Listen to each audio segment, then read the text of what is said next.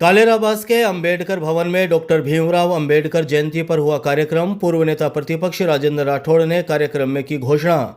चूरू शहर के वार्ड संख्या 46 की भामी बस्ती से लेकर अंबेडकर भवन कालेराबाद तक सोमवार को डॉक्टर भीमराव अंबेडकर की 134वीं जयंती के उपलक्ष्य में रैली निकाली गई और जयंती कार्यक्रम आयोजित हुआ।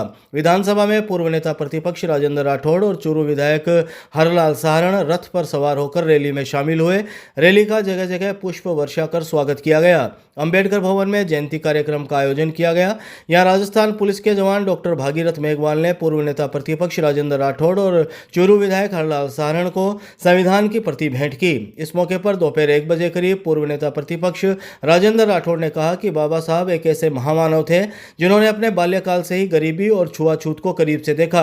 बाबा साहब अपने असूलों के पक्के थे, उन्हें कोई पद का लालच नहीं था। आजकल तो लोग कुर्सी के लिए कपड़ों की तरह पार्टियां बदलते हैं।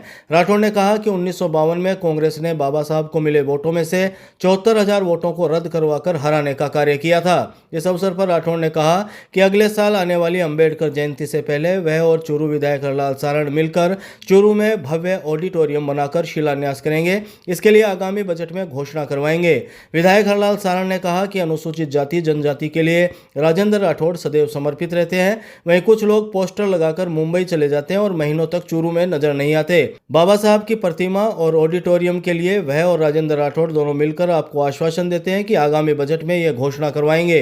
इस अवसर पर भाजपा प्रदेश मंत्री सीताराम लुगरिया ने बताया कि बाबा साहब ने जीवन पर्यंत सर्व समाज के हितों और अधिकारों के लिए संघर्ष किया, लेकिन हम अनुसूचित जाति जनजाति के लोग बाबा साहब को अनुसूचित जाति जनजाति का बताकर उनके महान कद को छोटा करने का कार्य कर रहे हैं। लुगरिया ने अनुसूचित जाति जनजाति की बस्तियों में राजेंद्र राठौड़ के द्वारा करवाए गए विकास कार्य गिनवाए और उनका आभार व्यक्त किया।